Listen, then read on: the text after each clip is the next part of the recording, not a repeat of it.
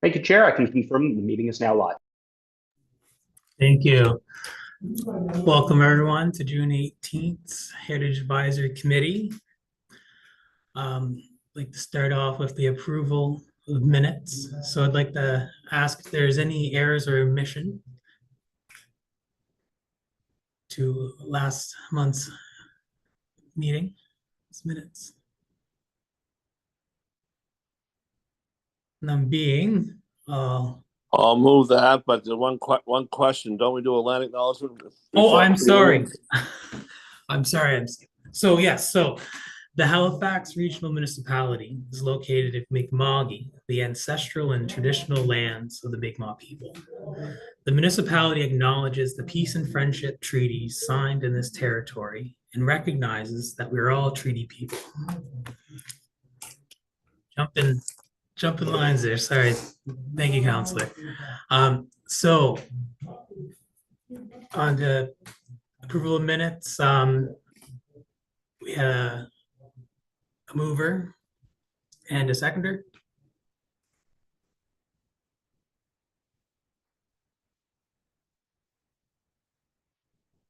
I see Jason. Okay. And I'll call for a question. All those in favor? Aye. Aye. Those opposed? That's a B. Motion carries. So, Simon, are there any additions or deletions to the approval of the order of business? Thank you, Chair. The clerk's office has not received any requests for additions or deletions. There is, however, a request from Heritage staff to hear item 9.1.3 ahead of item 9.1.2. So if members are comfortable with that change to the order of business, we would just require a 2/3 majority vote to approve that. So,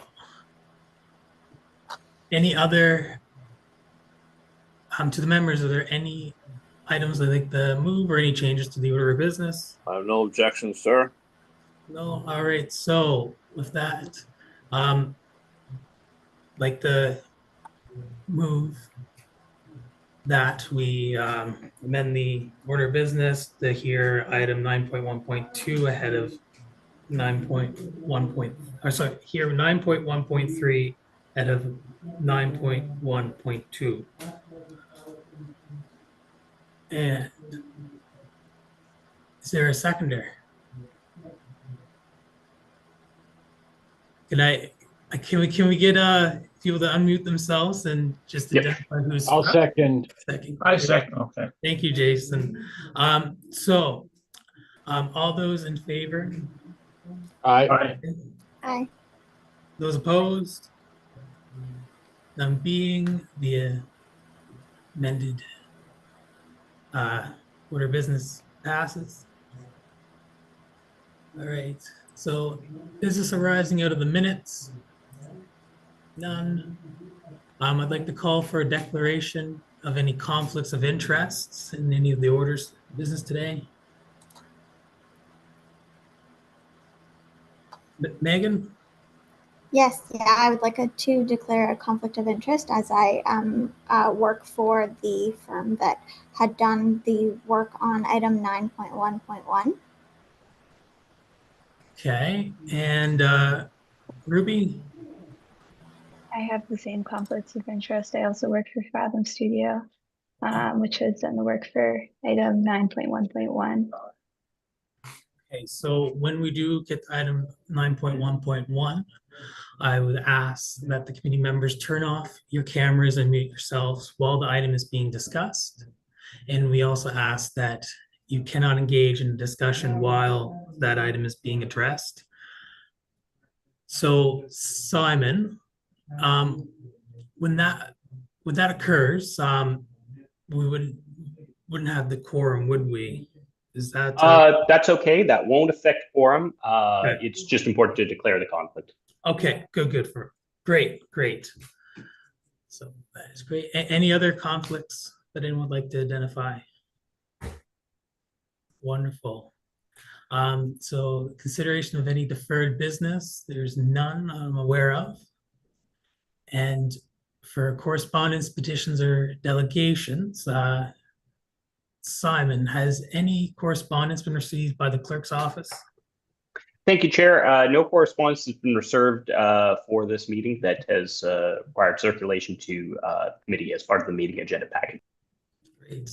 And any petitions? Likewise, no petitions have been received by the clerk's office. Great. And to the committee members, is there any petitions that you'd like to bring forward? Full. So on to report discussions. So 9.1.1, I'd ask Megan and where are you at? I'm sorry. In Ruby, correct? Great. That's correct, Chair. Great. I was looking for faces. Great. So you guys have muted and just refrain from engaging in the conversation. Cameras off. Great. So 9.1.1, the case HRTG 2025 -00279 for the substantial alteration to the municipally registered heritage property at 5492 English Street, Halifax. And I'd like to invite Carter Beaupre-McPhee to make the presentation. Thank you very much. Let's get my screen sharing here.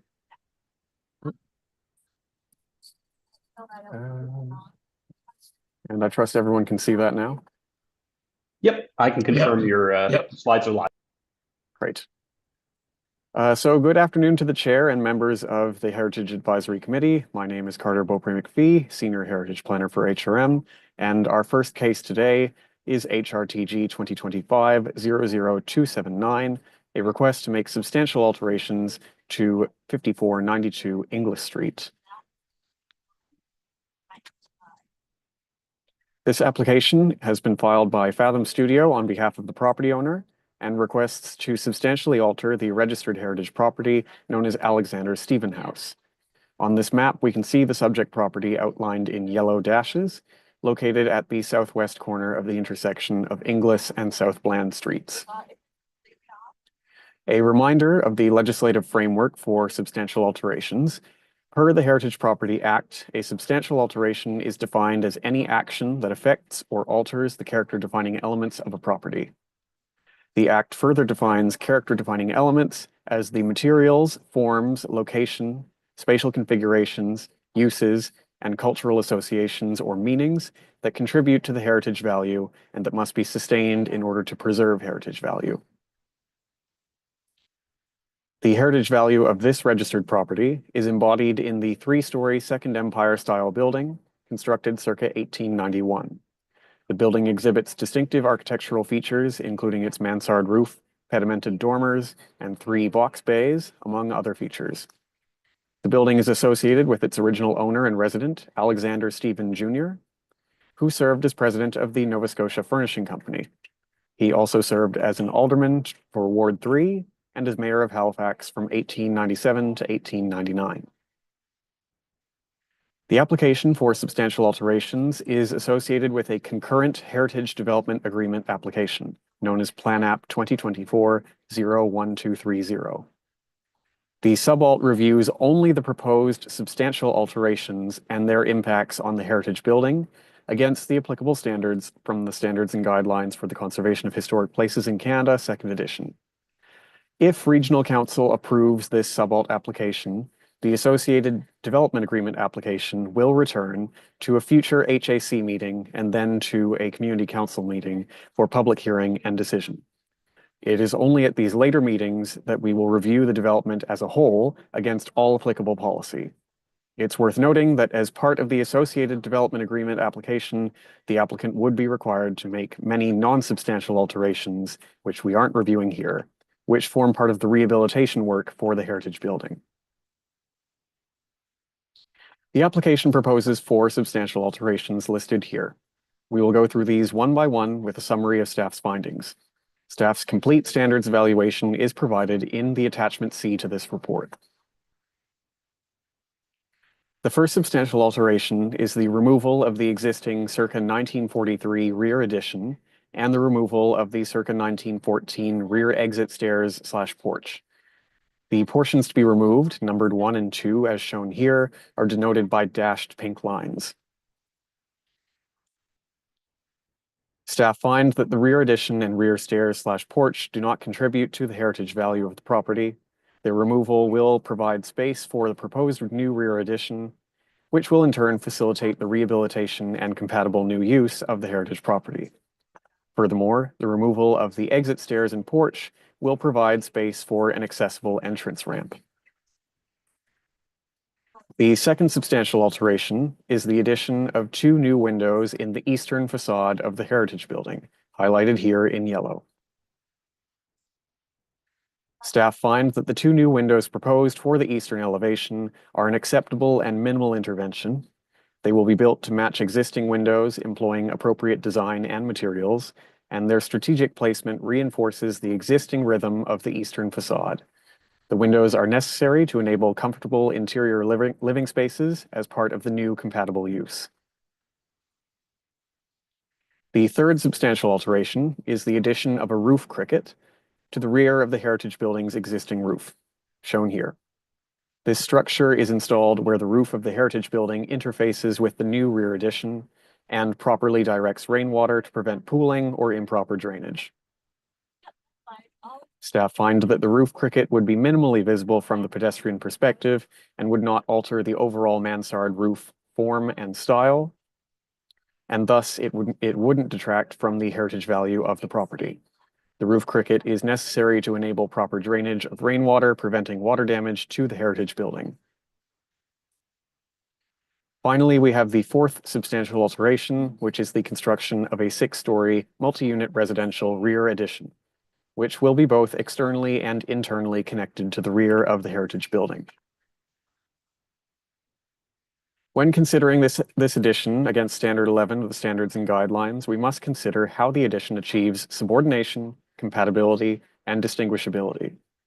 In terms of subordination, this is achieved through the retention of the entire original circa 1891 structure of the heritage building, the modest 6-story height of the addition, and the 5-story stepped and recessed transition massing, shown here in brick red panel cladding.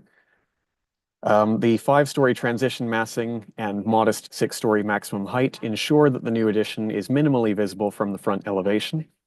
And the recessing of the transition mass also creates a clear visual break, separating the new addition from the heritage building and reducing its visual impact from the flanking elevation. The rear addition achieves compatibility through design and material choices, which clearly reference elements of the Alexander Stephen House, including the fluted fiber cement panels, which are inspired by the fluted pilasters flanking the front window bays of the heritage building, the brick cladding for the addition's ground floor, inspired by the heritage building's brick foundation, the brick red ceramic panel cladding for the transitional mass, inspired by the color of the heritage building's chimneys, and the continuation of floor-to-floor heights and datum lines established by the heritage building.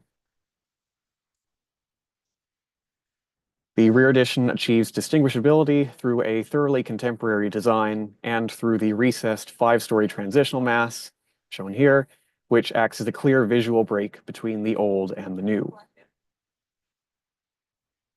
Other considerations in assessing this proposed rear addition include necessity and reversibility. In this case, the rear addition is necessary to provide incentive for rehabilitation of the heritage building through the associated Heritage Development Agreement application. The rear addition will also provide an ongoing long-term revenue source to enable the heritage building's continued maintenance. As concerns reversibility, the design and interior layout of the rear addition and the heritage building are such that should the rear addition theoretically be removed in future, the heritage building can still function as a standalone building with its essential form and integrity maintained intact. In conclusion, staff advise that the anticipated impacts to character-defining elements are minimal and that heritage value is conserved. The property's existing character-defining elements will be retained, and the new addition to the rear has been designed to minimize its impact through siting, design, and materials. With the entirety of the original square plan building retained, and with the requirement for the building's rehabilitation as part of the associated Heritage Development Agreement application, the overall effect would be one of enhancing the building's heritage value, integrity, and long-term viability. In terms of process, following HAC's recommendation, this application will proceed to Regional Council for decision. And as mentioned previously, if Regional Council approves this substantial alteration application, then the associated development agreement application will return to HAC and Community Council at future meetings, at which point in time we can review the project as a whole in the context of all applicable policy. This is in contrast with today's review, which, as we've seen, is solely according to the standards and guidelines. The recommendation is now before the committee for consideration. Thank you.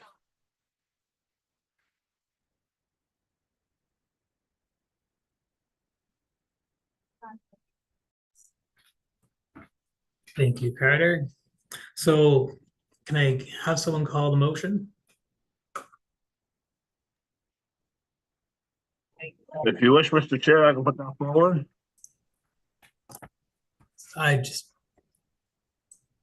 That would be that the Heritage Advisory Committee recommend the Halifax Regional Council approve the proposed substantial alteration to the municipal registered property, heritage property at 5492 English Street, Halifax, as set out in the staff report dated April 2nd, 2025. Thank you, Counselor. And a seconder? I'll second. Thanks, Brian. So is there any, definitely this sounds like a good way to maintain the heritage building and revitalize the area. Is there any question, comments, concerns from the committee members? No, Sorry, go ahead. yeah, no, it's all straightforward. The owners have done the changes, the proposals to bring it more in line with the original structure. Joanne? I had a question about the materials that would be used for the new construction. Is there any way to tell if what is proposed will actually be used? That might be a yes. better question for Carter. Through the chair to the committee member. So the materials can be included as provisions in the development agreement, the associated development agreement, so that we can ensure that the what is actually built properly reflects what HAC recommended and what council has approved. Okay, thank you. Vice Chair Rosa? Yeah, hi. Is there any way to know about the new use of the heritage buildings and the reason of the new windows open? Also, I've seen from the rendering that there is also a change in the other windows. I don't know if it's intentional or if it's just the rendering, but apparently with the windows on the second floor and on the third floor are going to be changed.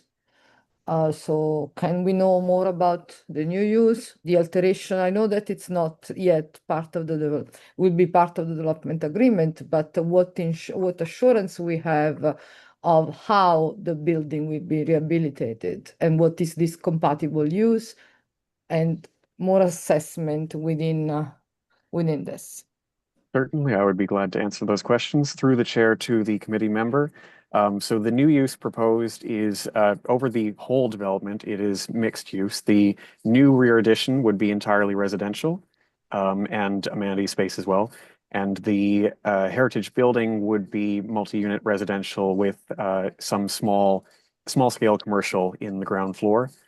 And so the majority of the heritage building would be occupied by newly redesigned residential units, which is the reason for the additional windows. Given the reconfiguration of those units and trying to make those interior spaces comfortable and livable. With respect to the other windows and the inconsistency with the renderings. I have spoken with the applicant about that, and that is just it's a quirk of the renderings, but there is actually no intention. Or I've been told that there is no intention in the development agreement to change the other windows in the eastern elevation, or to remove other character defining windows, such as I believe there may be a stained glass window on the western elevation. So why in the heritage impact assessment, all these elements have not been stated? So those other window changes, any other window changes, particularly on the rear elevation where windows will be relocated, given the way that the new rear addition and the heritage building interface. The windows on the rear elevation are on what staff consider to be a non-significant facade, and so this is an interpretive distinction, which I have a note about here. Just a moment. So the eastern facade and northern front facades are both considered significant facades. This interpretive distinction used by staff is defined as follows.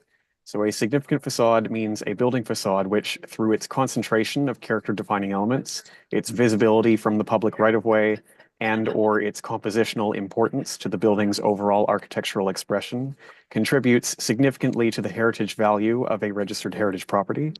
A significant facade's composition is a character-defining element in its own right, and altering this composition constitutes a substantial alteration, which would be the case in these two windows which we've identified here. Yes. Significant facades generally include front and flanking facades, but they may also include side or rear facades in some circumstances. A facade may be non-significant and still contain some character-defining elements. For instance, you may have a non-significant facade that has a stained glass window, in which case the stained glass window would be a character-defining element. But in theory, you could propose adding a new window to that facade without requiring a substantial alteration. Because So the stained glass window is on the side facade, on one of the two significant facade? So there are some large windows on the eastern facade, which and of course, as part of the development agreement, which is proposing rehabilitative measures that are in line with the standards of minimal intervention and assessing the condition of elements and taking the least invasive interventions for those elements. We would not see the replacement of existing windows except where they are sufficiently deteriorated to warrant it. That would all be assessed by staff at the permitting level, since that would not be considered substantial alterations unless it was a character-defining window, such as the stained glass window proposed to be removed, and they are not proposing to remove any stained glass windows from this building. Okay. And another thing, what is the current use of the space of the interiors? I mean, I know that the interiors are not in this case are not part of what we should look at. However, what will be, if it's possible to assess, what will be the change required by the new use? What is the old one? How much invasive work needs to be done inside the building to make the new use? So and how it reflects on the actual heritage layout of the building. I know that the act doesn't allow us to look inside the building, if it's possible to answer this question, otherwise it's not relevant. It's not necessary. So you are correct, it's a little bit outside of scope with the act, but I can at least provide the context. So the existing use of the building is multi-unit residential. And so the conversion would essentially be largely a rearrangement of units into more comfortable, more presumably marketable units for a new build, or rather an adaptive reuse of an existing building and the new build in the form of the rear addition. So really what we're seeing is interior layout changes, and as part of that, the addition of these extra windows just to make the spaces more livable. And what was it given thought about making these new windows legible, in the sense that we say one of the standards require legibility of new intervention. There is any intent of, although they have to be compatible, kind of legible as a new intervention on a close inspection. There is any provision of Certainly any thought about that? certainly upon close inspection, the No close inspection, kind of while looking at the building from the ground, let's say, not going with the binoculars. Realistically, what we would expect in this case would be date stamping of the windows and also documentation of the modifications in HRM's heritage property file, so that we have the necessary historical honesty to identify those windows as not being original to the building. But we would not necessarily expect them to be really readily identifiable from pedestrian perspective per se. You couldn't see date stamping from, say, the sidewalk.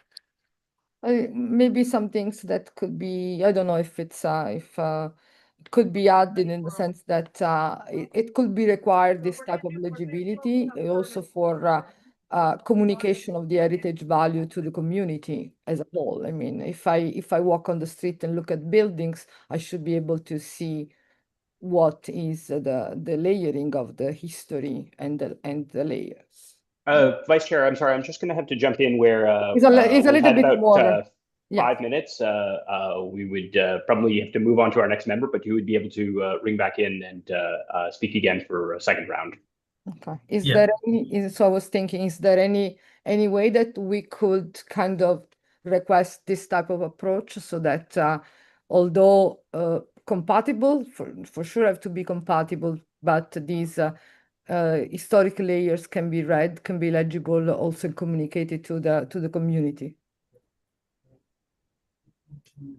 Short of employing non-compatible materiality in the windows, Compatible for sure. I'm not really sure what could be done to make them really immediately legible, besides obviously the comparative difference in patina, which it's gonna be taken off in a few years. So I'm patina. Trying to strike that balance, of course, between distinguishability and compatibility is naturally a tricky thing, and something that staff do consider carefully. In this particular case, staff view it as more desirable in this case for these two new windows to prioritize compatibility, and the distinguishability would still be achieved through the documentation and date stamping, but not necessarily through, for example, a different material per se, or something more really obviously identifiable from a long distance. Great. And I seen Councillor Hensby. Did you have any input?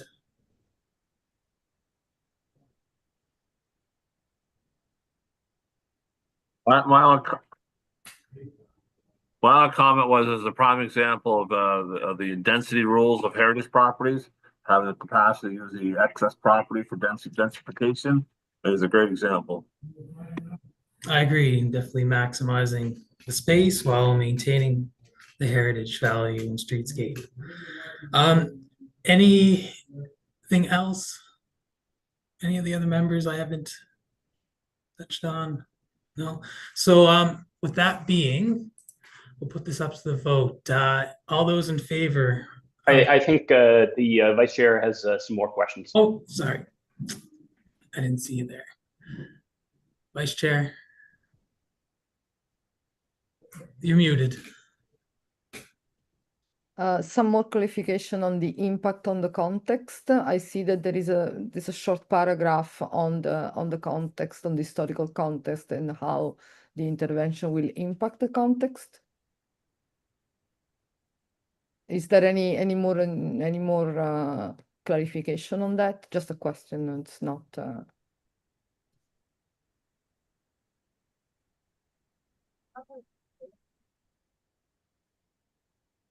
Apologies, just lost my mouse here.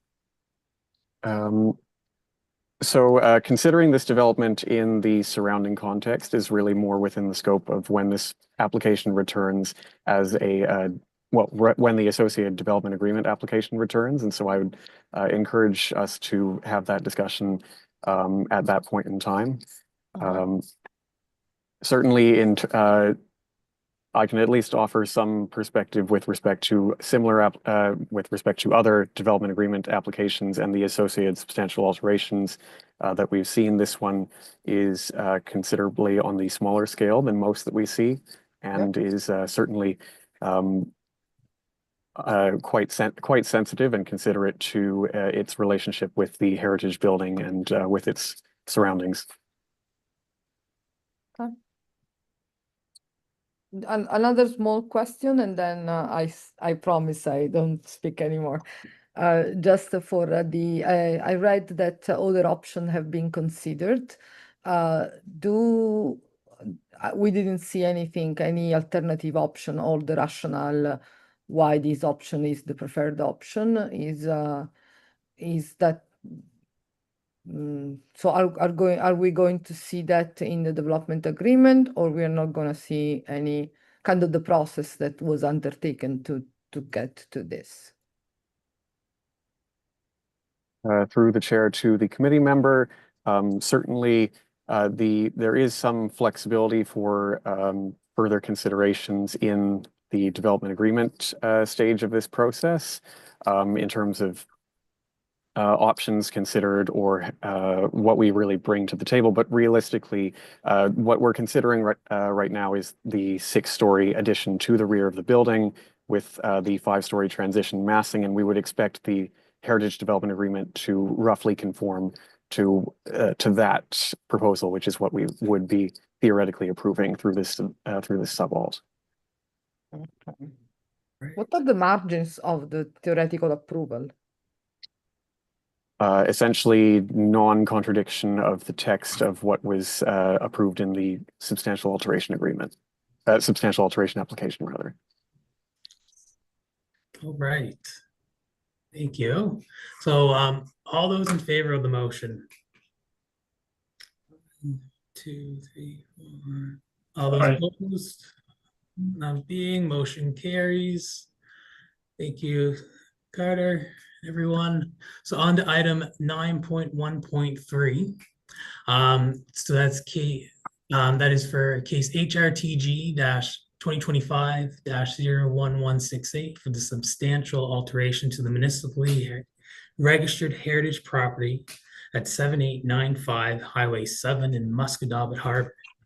And again, I'll ask Carter Beaupre McPhee to make the presentation. Thank you very much, Mr. Chair. We'll share my screen again. There we are. All right. Good afternoon again to the chair and committee members. Our next case, HRTG 2025-01168, is an application for substantial alteration to 7895 Highway 7, Musquodoboit Harbor. This application, filed by Harbor Garden Village on behalf of the property owner, requests to substantially alter the registered heritage property known as the Musquodoboit Railway Museum. On this map, we can see the whole heritage property outlined in dashes, including both the Railway Museum property in yellow dashes, which is our subject site, and the old rail right-of-way, which is also part of the registered lands. You can also see the adjacent development site for the Birches Nursing Home Replacement Facility, which is the impetus for this application. So I'm sorry, Carter, sorry to interrupt. I'd like to invite Ruby and Jesse back. Yes. Yeah, thank you. You can continue. Thank you.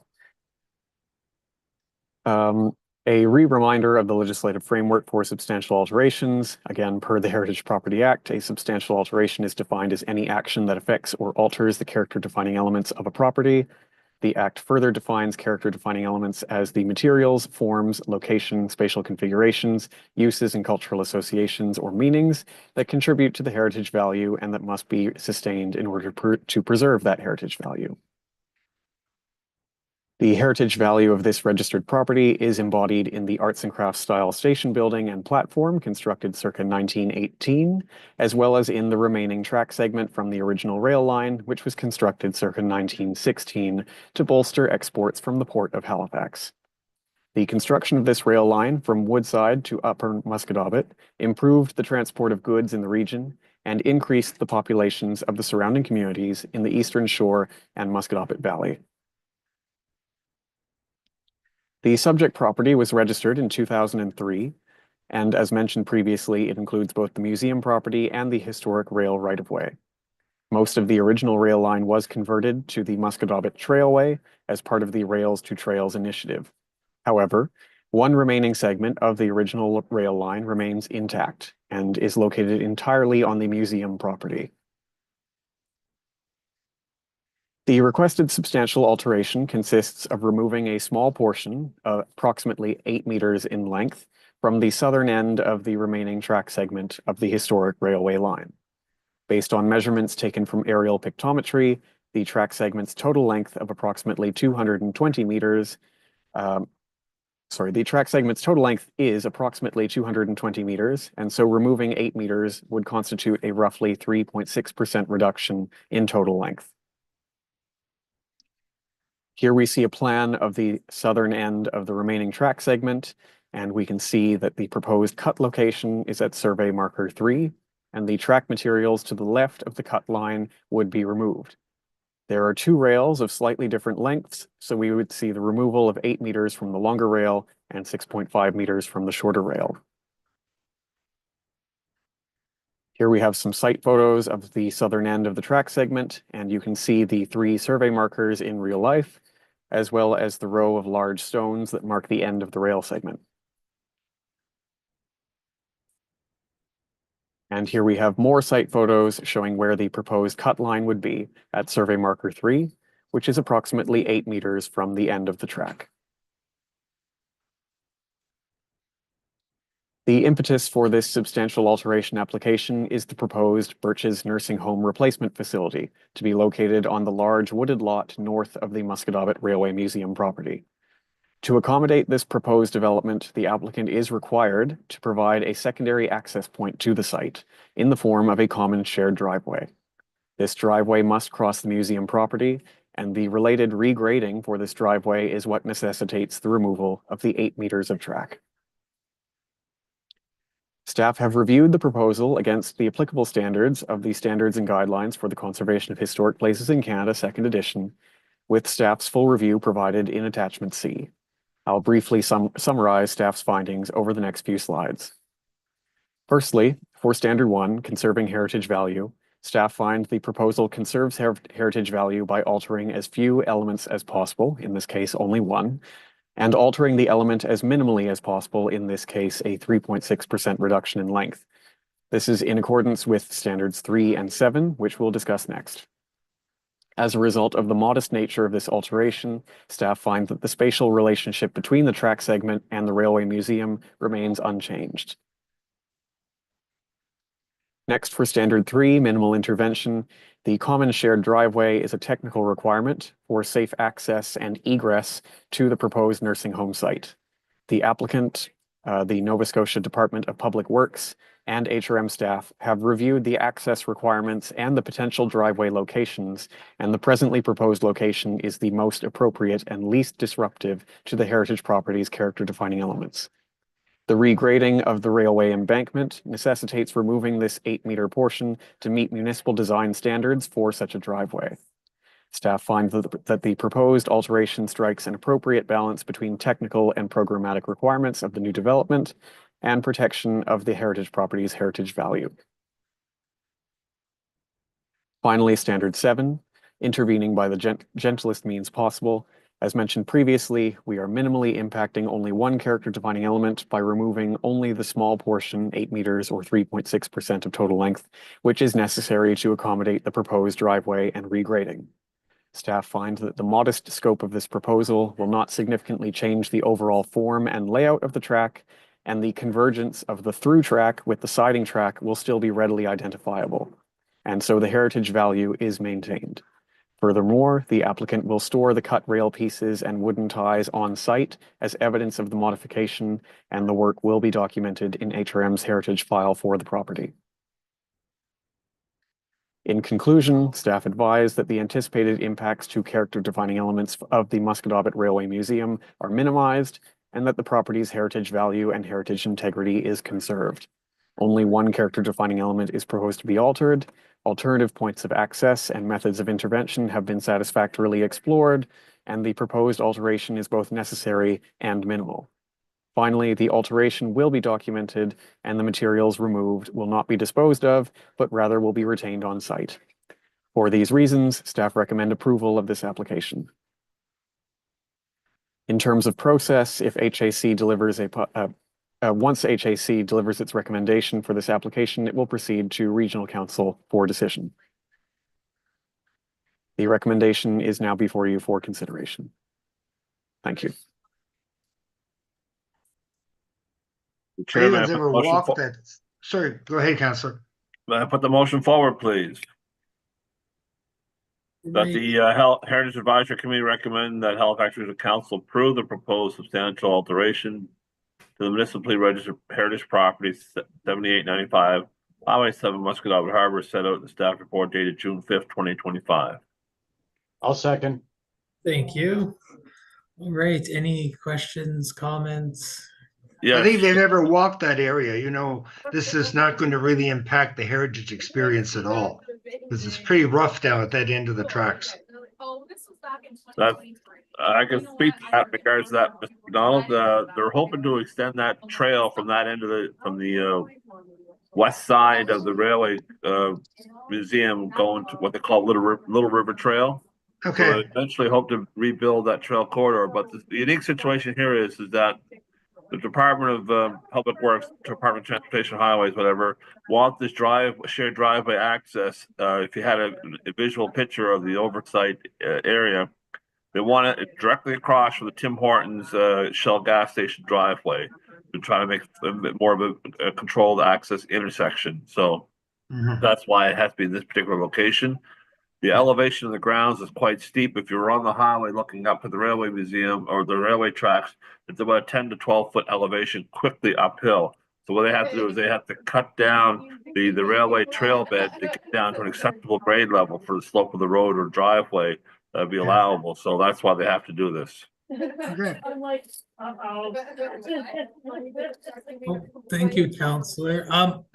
That was a great context to this. Rosa? I have one question, two questions actually. It has been said that the removed material will be stored, so will be part of an interpretation strategy.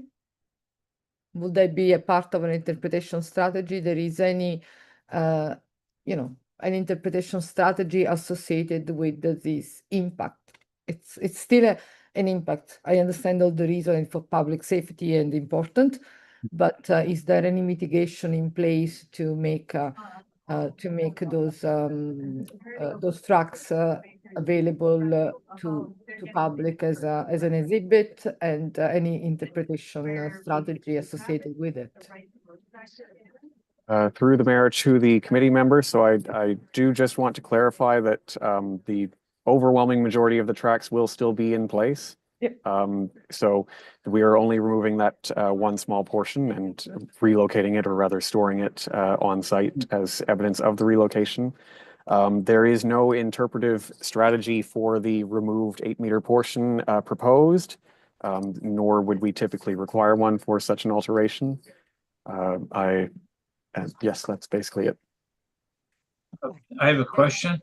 I could add to that, though, there are interpretive panels at the Railway Museum about the railway system anyway. So there is interpretive panels already in existence about the track and where it goes from Upper Musquodoboit to Dartmouth. Question here, please.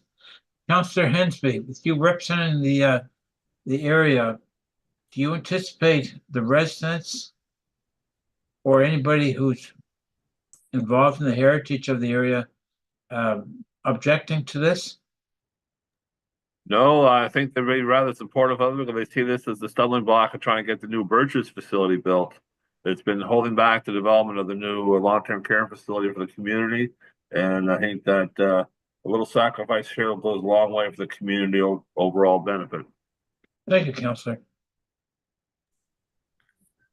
Thank you. Any other comments, concerns before we put this to the vote? Being all those. My only one question to staff, if I may. Here's a prime example we thought was a minor alteration to a heritage property that we found that under the interpretation of the Heritage Act, that staff had to go through this process. Like this could not have been what I call an administrative discretionary call that has to go through this process instead. I'm hoping that we have an opportunity to meet with the province and discuss the province. Perhaps the Heritage Act should be adjusted somewhere that gives some latitude to the municipality or to our Heritage Advisory staff to have some discretionary latitude in regards to what is called substantial or not.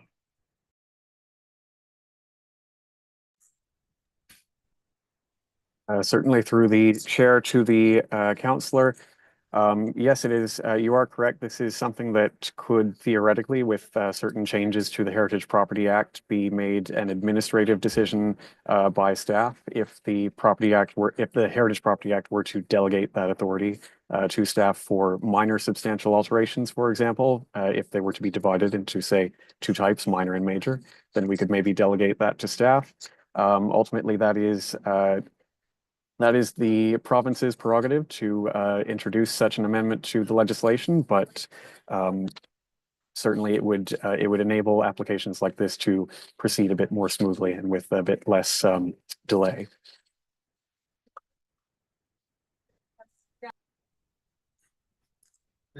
Definitely a good point to add. So for the motion, all those in favor? All those opposed? Aye. Aye. None being, motion carries.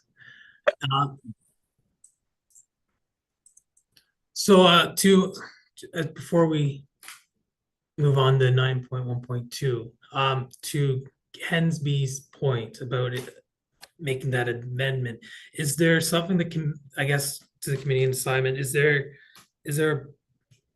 something we could add to a future agenda? Is there a motion we could pass to recommend that council presents something to the province, or I think that that would probably be something that would best be initiated by the councillor at another body for consideration, where it's a sort of intergovernmental matter. If Heritage Advisory Committee wanted to make some sort of expression or note about it, I think that would have to be probably a request to the enabling body, which would be CPED. But my recommendation would probably be that it would be best to leave that to the councillor to note the discussion today, and just leave that to the councillor to work with staff and see if there's an appropriate way of making such a statement or request at say regional council or another body. Great, thank you. Thank you. On to 9.1.2, case HRTG-2024-01522 for the request to include 2316 Maynard Street, Halifax, in the Registry of Heritage Properties for the Halifax Regional Municipality. And I'd like to invite Mr. Gong to make the presentation. Good afternoon to the chair and the members of the Heritage Advisory Committee. Actually, this presentation will be presented by me and my colleague, Alex, the Heritage researcher. So before you is a case HRTG 2024-01522, the Heritage registration application for 2316 Maynard Street. In July 2024, an application was made by the current owners to consider the inclusion of 2316 Maynard Street in the Registry of Heritage Property of Halifax Regional Municipality. Located on the west side of Maynard Street,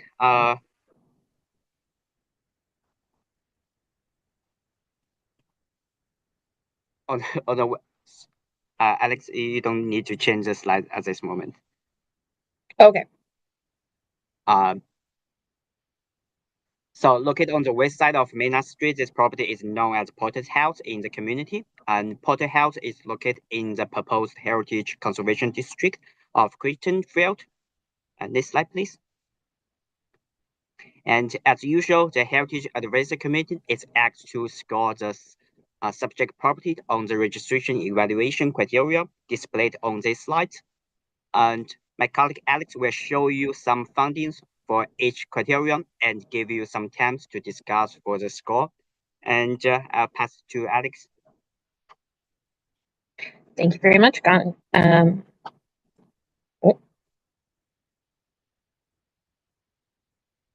Sorry, it's not letting me switch. Okay, there we go.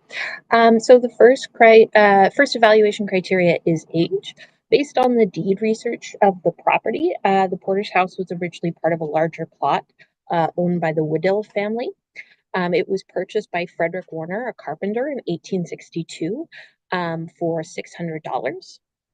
It was sold a year later to J. Coombs for over twice as much, so $1,448. And that was Lot A, shown in the slide. Just over a month later, W. Coombs purchased Lot B, so half the property, for $1,000. That's our subject property, and one of the boundary lines in the deed is described as the division wall of a double cottage, indicating that our property was already constructed. So staff give it a construction date of 1863. As such, we recommend a score of 16 points for age. Thank you. To the committee members, how do we feel about a 16? Sounds reasonable. I agree. I agree. Anyone opposed or have any other thoughts? No, I agree with that. 16 it is. Great, thank you. And back to slides.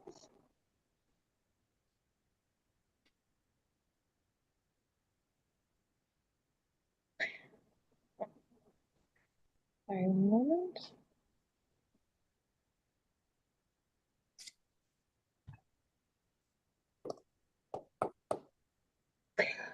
So the second evaluation criteria is historical importance. This property has associations with 4 individuals who played an important role in Halifax's local history. First is George Roach. He was a restaurateur and the vice president of the Atlantic Advocate. He moved his family back to the property in 1905, back to Halifax, and purchased the property in 1906. He operated 2 restaurants in Halifax and was a well-acclaimed caterer, according to newspaper reviews at the time. He also helped form the Atlantic Advocate, the first African Nova Scotian run periodical, and served as their vice president. The second important individual associated with the property is his daughter, Blanche Roach, married name Davis. She was the first Black woman accepted into the Conservatory of Music in Halifax, now known as the Maritime Conservatory of Music. And she went on to become a piano and voice teacher, giving lessons from the Porter House. Her admission into the conservatory allowed future Black female students to pursue an education there, including the opera singer Portia White. And the last 2 individuals are Morris Davis and Booker Roach. They are both career porters. Morris Davis was the husband of Blanche Roach and lived with her there at the property as newlyweds. Booker Roach was the son of George Roach and Josephine Weber and a stepbrother to Blanche Davis, and was born at the property and inherited it after both his parents' death. Both Booker and Morris worked as railway porters, as I mentioned, during a period of well-documented racial discrimination in the railways and unions. Both managed to advance, however, to porter instructors in the 1940s, despite systemic barriers to advancement. And Booker later became the chairman for the local chapter of the Railway Workers Union that had historically barred Black employees from membership. Given the important relationship with these individuals, staff recommend a score of 11 to 15. I suggested 15. Absolutely. I would agree with a 15. Many very important folks. Anyone opposed to 15? Are we good? No, 15 it is. Thank you. All right, and so the third criterion is the significance of the builders. Frederick Warner is was a local carpenter who purchased and sold multiple properties within the Halifax region, but he is not very well known. Based on the deed history, he's almost certainly the main builder of the property, though it's possible William Coombs, being a cabinet maker, may have added some finishings to the property. And given that, staff recommend a score of 1 to 3 being locally significant. 3 makes sense. I agree with 3. Everyone good with 3? I have a question. I seem to have disappeared. Disappeared from where, Paul? The picture's not up. I see you. There we go. Okay, there we go. There we go. You're there. A question about the Warner. That's an important business name here in Dartmouth, going back to the 60s, 70s. And I'm just wondering if any relation could be had. Because in order to have that business like they had, they would have had some pretty good personalities. Sure.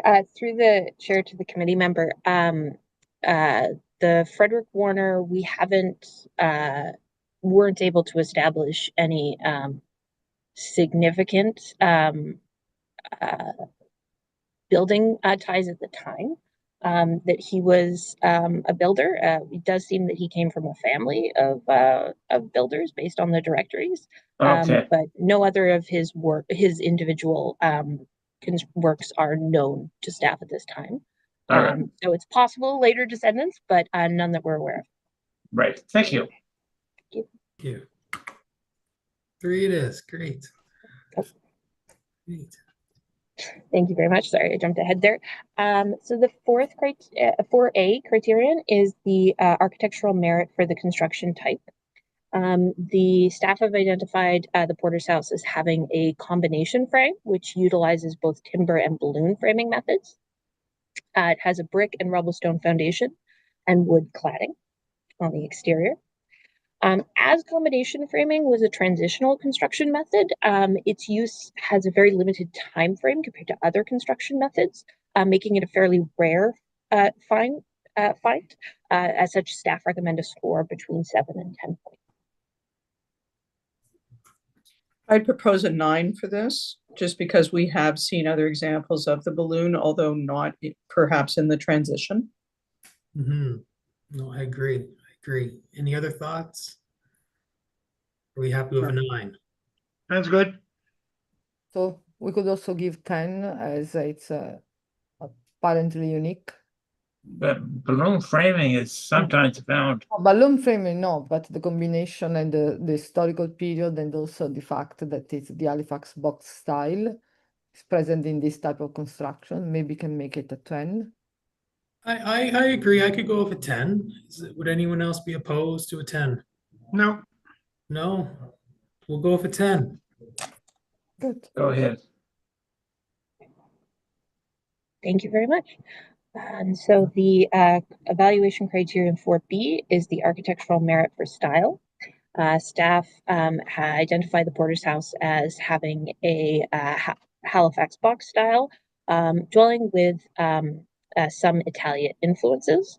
The character defining elements include, but are not limited to, being a 2-story Halifax box style dwelling with a 2-bay facade and a nearly flat roof, having a central single stack brick chimney, the flat and narrow wood windows with wooden trim, the paired windows on the facade 2nd story, the projecting eaves and other detailing on as well, also on the elevated front porch.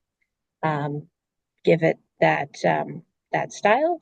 And staff recommend, as Halifax box is relatively common, but this is a moderately rare example of the style, given its age and also the Italian influences. They recommend a score of 4 to 6. I see frozen. What was the recommendation? What was the score? Between 4 and 6, Paul. 4 and 6. Thank you. Yeah. What do we feel? I will say that we can go to 7 as a rare example. Just move it to the next one. I don't think it's that rare an example, honestly. I think that 6 would be maxed out for me. I'm left wondering why in the overall design of that building were the two halves built slightly differently. If you notice, the windows are a bit bigger on one side than the other side. One side seems to have a little flare in the wall. Yeah, over the gray building or brown building, whatever it is. Maybe there have been alterations over time. There have been extensive alterations to these buildings over the years. The shark tooth detail that you see there was not always present. That was added. So that's because I know this building and I have seen it over many, many years and many reconstructions. I would not give it a very high score on that. I would not give it a higher score on this one. Okay, very well. Thank you. How do we feel about a 6? 6 is fine. Six is good. 6 is good. 6. Okay. All right, 6. Thank you. And the 5th evaluation criteria is the property's architectural integrity. The dwelling has a moderate level of integrity. The overall plan and the character defining elements remain. The rear addition and chimney were added in the 1890s as based on the fire insurance plans. Staff guessed that the storm porch was likely added at this time as well. Due to just based on visual inspections, staff also believe that the rear addition, the rear windows were expanded, and the first floor windows on the facade have been modified over time. And the rear addition was also further slightly expanded in the during the 20th century. There's also been some final cladding added along the side of the house, not visible from the street. As such, staff, as it's only some modest exterior changes happened to the building, staff recommend a score between 6 and 10 points. Do we as the committee feel would be a good score? Split the difference at 8? I can go with 8. 8, yeah, 8. 8 will be. We can go to 9. Just. That's it. It definitely is some modest Yeah, there have been changes. changed, but there are changes over time, minimal. Of course, the cladding, but can be restated because the existing clad is still underneath, and the overall structure and layout, exterior layout, is still the same. So, I feel more comfortable with 8. The consensus, the majority is 8, so I'd say we go with an 8. Yeah, 8. Thank you, Rosa, for the input, though. okay. I have a question, if I can. About the character defining element. The character defining element that we see in the architectural merit, are those the one that will be listed?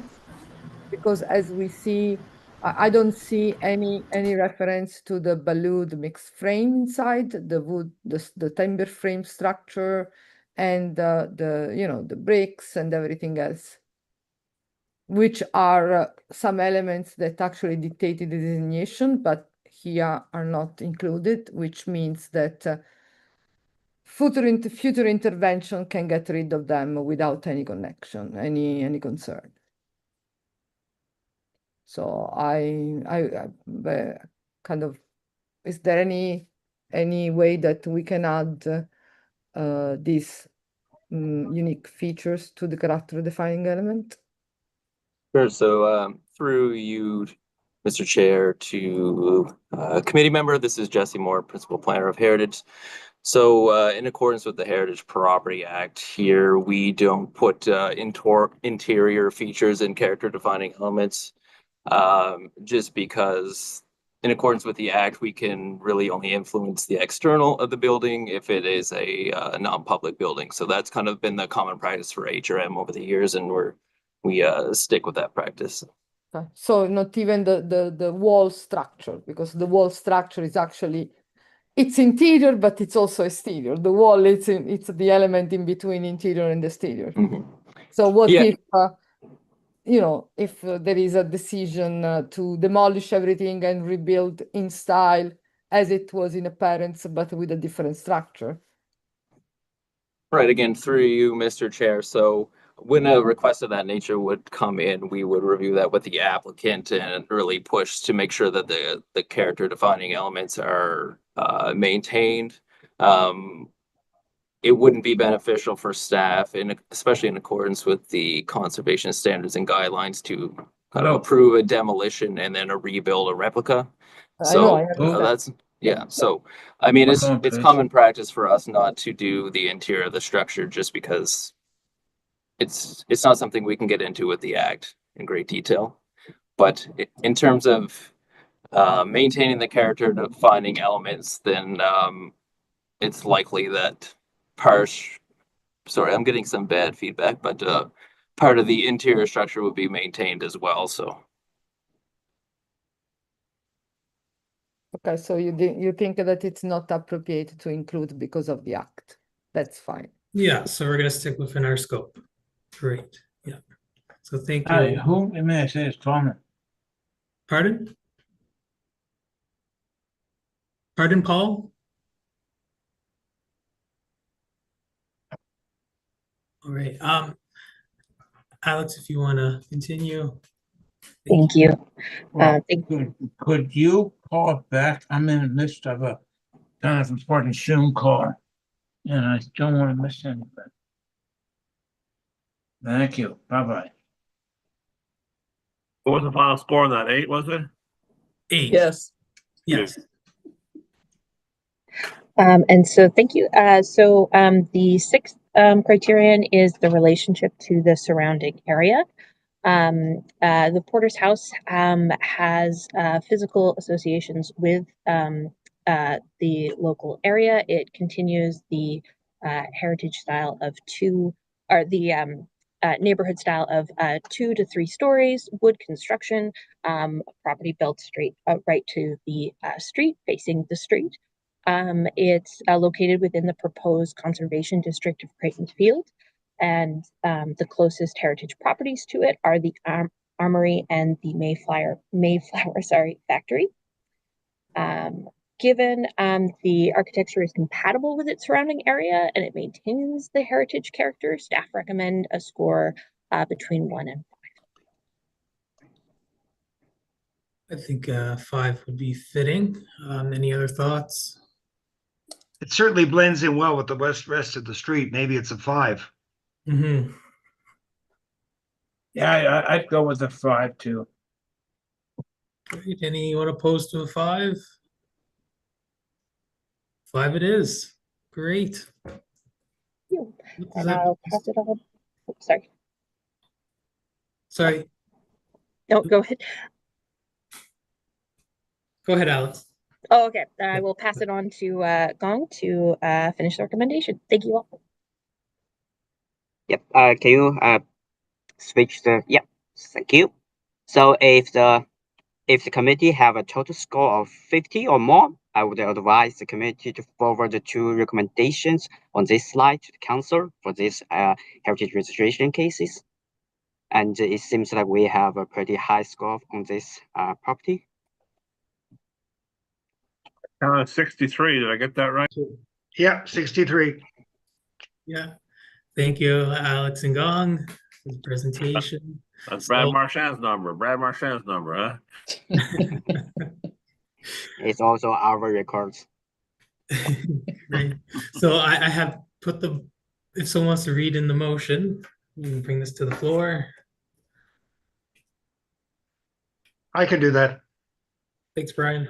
Yeah, okay, in case HRTG 2024-01522, the Heritage Advisory Committee recommends that Regional Council, 1, set a date for a heritage hearing to consider the inclusion of the subject property in the Registry of Heritage Property for the Halifax Region Municipality, and 2, approve the request to include 2316 Maynard Street, Halifax, in the Registry of Heritage Property for the Halifax Region Municipality, as shown on map 1 of the staff report dated May 6th, 225, as a municipal heritage property under the Heritage Property Act.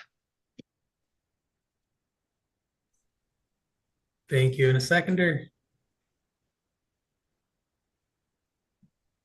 A second. Thank you. Oh, Rosa, you were muted. I just was seconding. Wonderful, wonderful. Second. So, any questions, comments, concerns to the committee? Maynard Street, yeah, okay, I'm coming through. Maynard Street, correct me, that was the address or the street of a proposal recently that we turned down. I wasn't here, it must have been in May. Just seems coincidental that one proposal gets approved, or maybe get approved, and the other one got turned down. Anybody wish to say anything? Oh, I do recall that one, and I think that was multiple properties in close relation, and the other part of the adjacent property did move through, but the other one didn't score well enough. All right, thank you, Tyler. Yeah, but this one definitely has scored very well. It's definitely a good example of a potential heritage property. So, any other questions, comments, concerns before we put this to a vote? None? None? So, all right. So, all those in favor? Aye. Aye. Aye. Those opposed? Motion carries. So, on to, that is our last item. I'd like to let everyone know that the date of our next meeting is July 23rd, 2025. I'd like to thank everyone for their time and input. And with that, I just need a motion for adjournment. Joanne, Rosa? I can second. Oh, who I won? move the adjournment. Yeah. Perfect. All right. Thank you, everyone. Thanks, Tyler. You have a wonderful. Thank you all. Wonderful. Thank you. Thanks. Yeah.